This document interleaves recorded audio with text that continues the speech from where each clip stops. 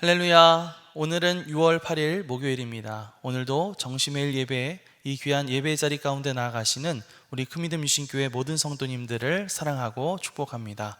다 함께 사도신경으로 우리의 신앙을 고백하며 나아가겠습니다.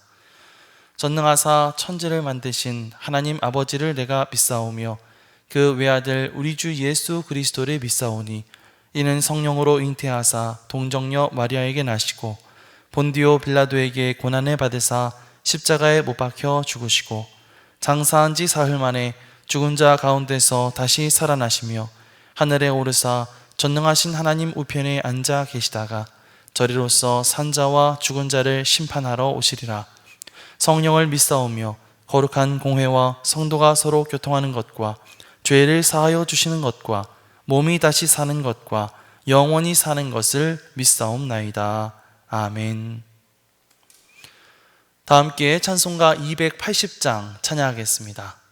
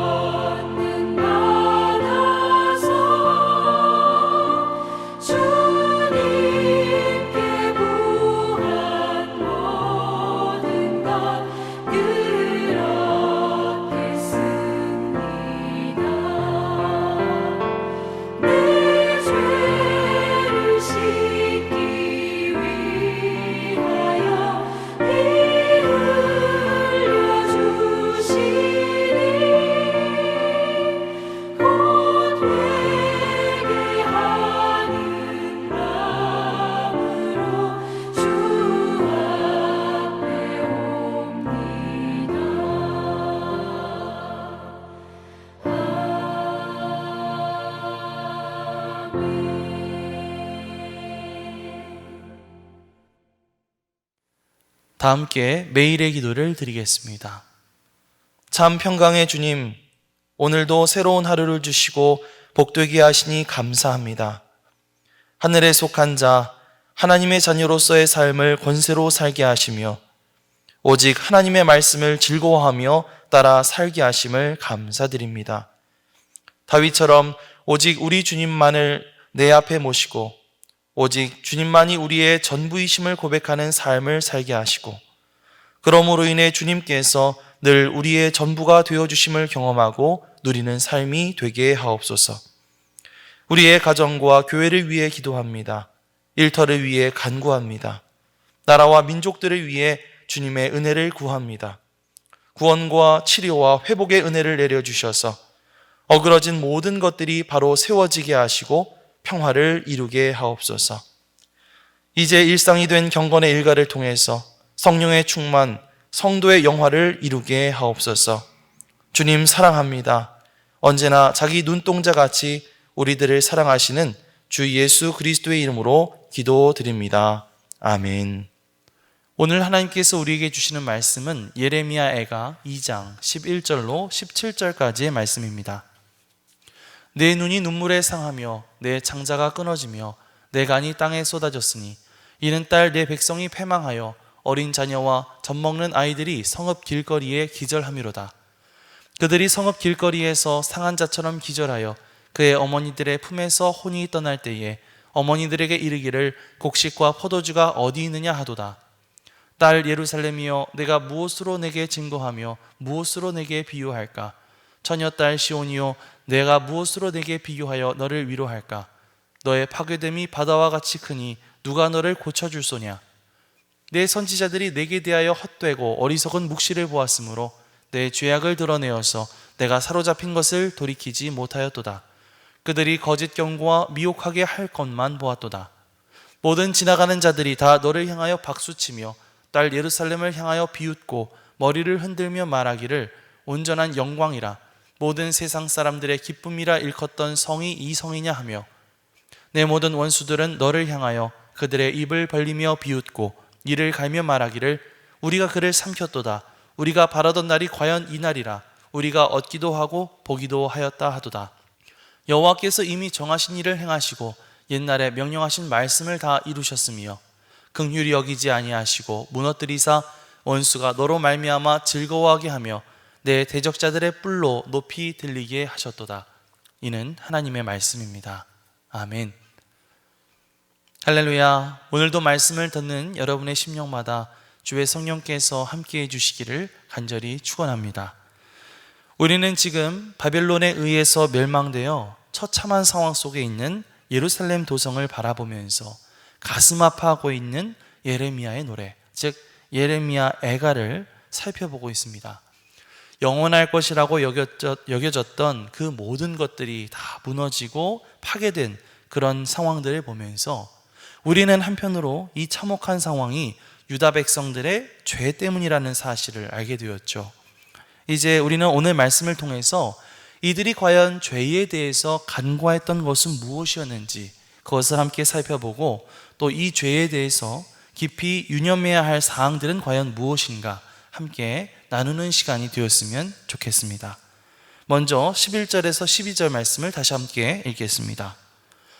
내 눈이 눈물에 상하며 내 창자가 끊어지며 내 간이 땅에 쏟아졌으니 이는 딸 내 백성이 패망하여 어린 자녀와 젖먹는 아이들이 성읍 길거리에 기절함이로다. 그들이 성읍 길거리에서 상한 자처럼 기절하여 그의 어머니들의 품에서 혼이 떠날 때에 어머니들에게 이르기를 곡식과 포도주가 어디 있느냐 하도다. 예레미야는 뭐라고 말합니까? 눈물 때문에 눈이 상할 지경이다.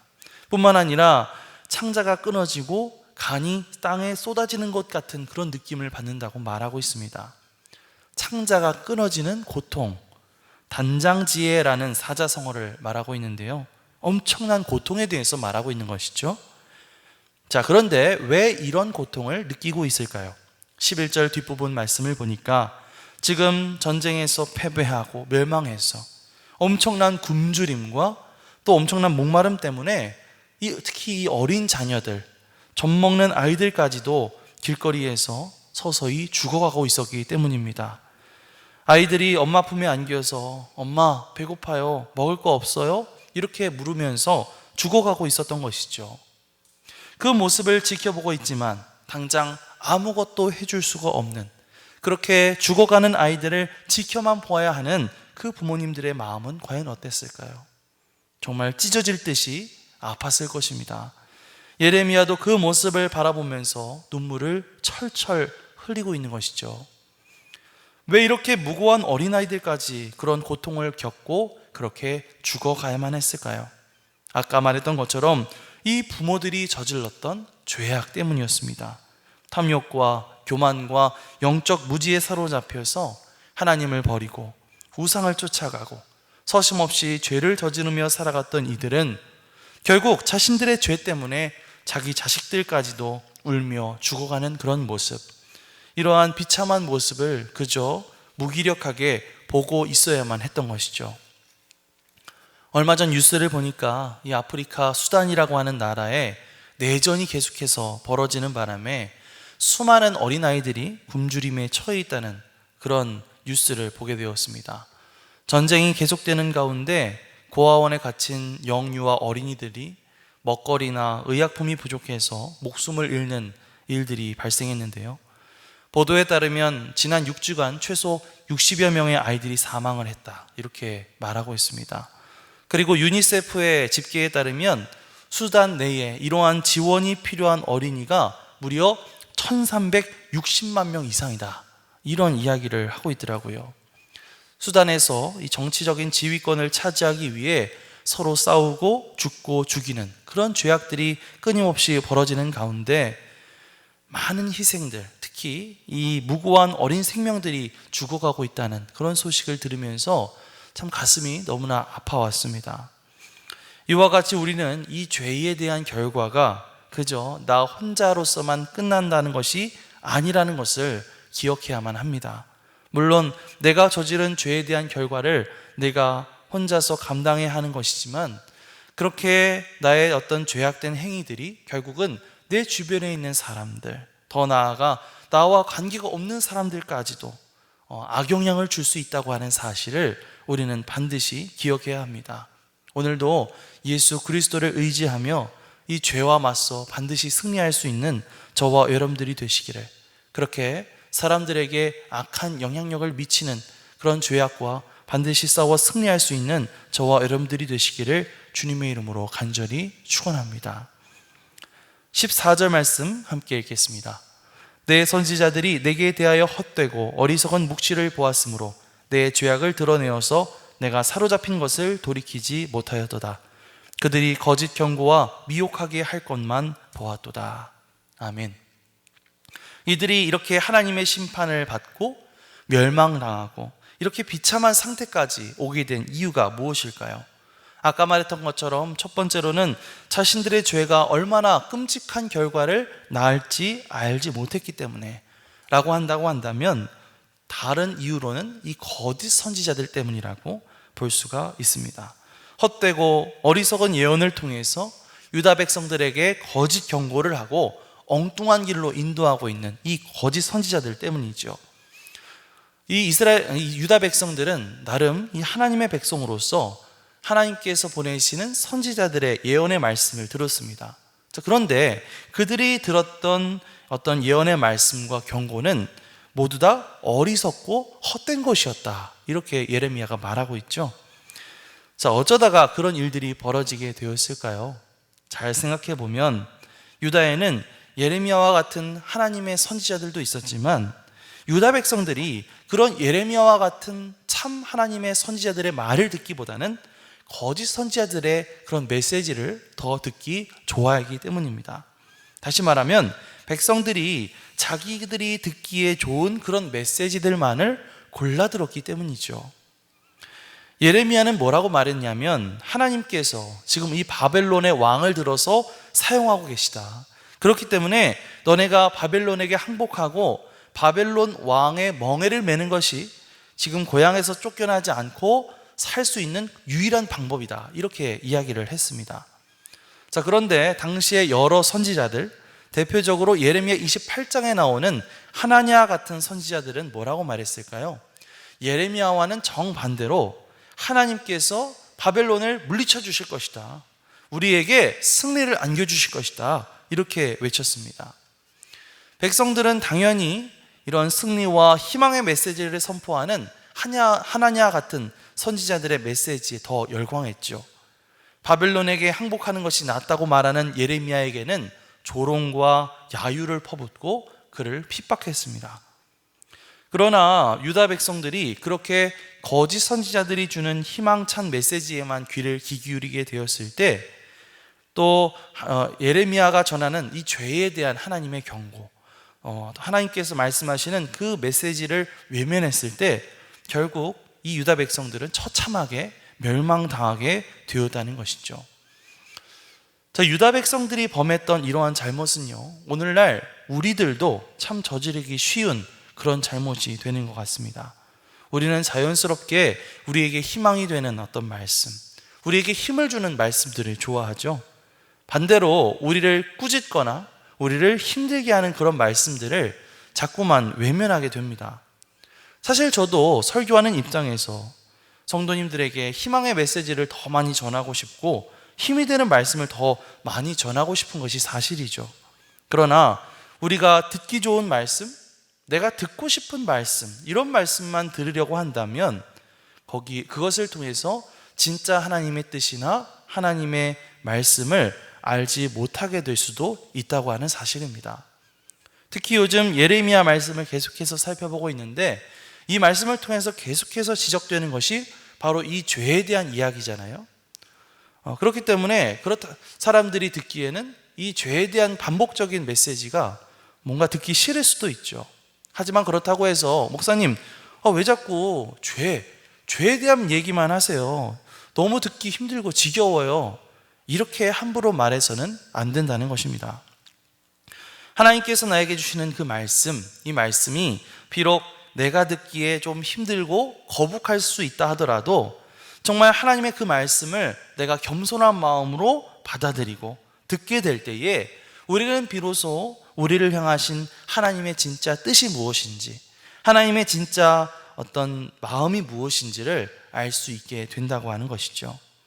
내가 듣고 싶은 말씀이 아니라 하나님이 하시고자 하시는 말씀, 그 말씀에 더욱더 귀 기울이고 그 말씀을 우리가 겸손히 받아들임으로써 그 말씀을 통해 생명을 얻게 되는 저와 여러분들이 되시기를 주님의 이름으로 간절히 축원합니다. 마지막으로 17절 말씀 함께 보겠습니다. 여호와께서 이미 정하신 일을 행하시고 옛날에 명령하신 말씀을 다 이루셨으며 긍휼히 여기지 아니하시고 무너뜨리사 원수가 너로 말미암아 즐거워하게 하며 내 대적자들의 뿔로 높이 들리게 하셨도다. 17절 말씀을 읽었는데 그 위에 15절 16절 말씀을 보면요, 거기에 뭐라고 나와 있냐면 모든 지나가는 사람들, 모든 원수들, 그러니까 어떤 주변 국가들이 이렇게 멸망당하고 폐허만 남아있는 예루살렘을 향해서 박수치고 또 조롱하면서 비웃고 있다는 그런 말씀들이 나옵니다. 자, 그런데요, 예레미야는 이렇게 그들의 원수들이 예루살렘을 바라보면서 즐거워하고 조롱하고 있는 그런 모습들이 이미 하나님께서 예정하신 사실이었다, 이렇게 말하고 있습니다. 왜냐하면 하나님께서는 분명히 이스라엘 백성들에게 말씀하셨거든요. 그들이 하나님을 잘 섬기고 믿고 따르면 그들에게 복을 주시고 그들이 번성케 하실 것이라고 말씀하셨고, 만약 그들이 하나님을 버리고 우상을 따르고 계속해서 죄를 짓게 되면 너희는 멸망하게 될 것이다, 이렇게 말씀하셨습니다. 그리고 지금 이들이 그런 비참하고 우스운 꼴을 당하게 되는 것은 사실 원수들이 강해서라기보다는 유다 백성들이 하나님 앞에 잘못했기 때문이라는 것이죠. 그렇기 때문에 지금 이 상황은 하나님께서 정하신 것이, 하나님께서 말씀하신 것이 이루어지고 있는 상황인 것이다, 이렇게 예레미야가 말합니다. 그렇기 때문에 이런 지금 상황을 너무 억울해하지 말고 겸허하게 받아들여라 라고 하는 말이죠. 하지만 다른 한편으로 이 예레미야의 말씀을 다시 한번 곱씹어 보면 이 말씀은 유다 백성들에게 어떤 희망의 단초가 될 수 있을 것 같아요. 지금 이들이 원수들 앞에 철저히 무너지고 패배하고 웃음거리가 되었는데 이렇게 된 것이 그 원수들 때문이 아니라 바로 하나님으로 인한 것이라고 한다면, 반대로 이들이 다시 일어나고 회복할 수 있는 그 동력도 바로 하나님께 있다는 말이 되기 때문이죠. 그러니까 이 예루살렘, 이 백성이 다시 한번 하나님 앞에 철저하게 회개하면서 나아가게 된다면 하나님께서 이들을 다시 회복시켜 주실 수 있고, 하나님께서 다시 이들을 일으켜 주실 수 있고, 하나님께서 이 원수들을 이길 힘을 다시 부어주실 수 있다라고 하는 그런 말씀이 되기 때문입니다. 그렇습니다. 여러분, 이 세상의 주권자는 바로 하나님이신 줄 믿습니다. 우리의 생사화복을 주관하시는 것도 하나님이시고, 우리를 약하게도 강하게도 하시는 것도 하나님이시고, 우리를 낮추시는 것도 높이시는 것도 바로 하나님이신 줄 믿습니다. 우리가 이것을 바로 깨닫게 된다면 오늘 내가 겪고 있는 그런 상황들이 아무리 절망적이고 패배적이라 할지라도 우리가 바라보아야 할 지향점이 분명해지는 것이죠. 그것은 바로 이 모든 만물을 창조하시고 다스리시고 주관하시는 하나님, 그 하나님만을 우리가 간절히 바라보고 그 하나님과의 관계를 회복시키는 일에 우리가 힘써야 할 줄 믿습니다. 내 안에 있는 죄로 인해서 하나님과의 관계가 무너지고 절망과 패배감 가운데 살고 계시는 분들이 계셨다면 이 시간 예수 그리스도의 그 십자가의 은혜를 의지하여 다시 한번 하나님 앞에 기도로 나아가시기 바랍니다. 우리의 모든 것을 주관하시는 하나님, 그 하나님과의 관계를 우리가 온전히 회복해서 죄로 인해 무너졌던 나의 영혼과 나의 삶을 다시 추스르고 나를 향하신 하나님의 올바른 뜻에 귀 기울이며 그렇게 조금씩 다시 일어설 수 있는, 그렇게 하나님께서 기뻐하시는 뜻대로 나아갈 수 있는 저와 여러분들이 되시기를 주님의 이름으로 간절히 축원합니다. 아멘. 기도하겠습니다. 하나님 감사합니다. 죄로 인해 고통받는 예루살렘의 성읍의 모습을 바라보며 우리 안에 죄를 돌아봅니다. 먼저 죄는 나뿐만 아니라 내 주변에도 악한 영향력을 발휘할 수 있다는 사실을 늘 기억하며 경각심을 가지고 싸워 나가게 하여 주옵소서. 내가 나 듣기에만 좋은 그런 말씀에만 귀 기울이는 것이 아니라 모든 하나님의 말씀을 마음속에 담아 주님의 뜻을 올바로 분별하게 하여 주옵소서. 무엇보다도 온 세상과 인생의 주권자 되시는 하나님과의 관계 회복을 통해 죄로 인해 무너졌던 우리의 삶이 예수 그리스도를 통하여 다시 일어설 수 있도록 우리를 인도하여 주옵소서. 감사드리며 예수 그리스도의 이름으로 기도드립니다. 아멘. 하늘에 계신 우리 아버지여, 이름이 거룩히 여김을 받으시오며 나라가 임하시오며 뜻이 하늘에서 이루어진 것 같이 땅에서도 이루어지이다. 오늘 우리에게 일용할 양식을 주시옵고 우리가 우리에게 죄 지은 자를 사하여 준 것 같이 우리 죄를 사하여 주시옵고 우리를 시험에 들게 하지 마시옵고 다만 악에서 구하시옵소서. 나라와 권세와 영광이 아버지께 영원히 있사옵나이다. 아멘.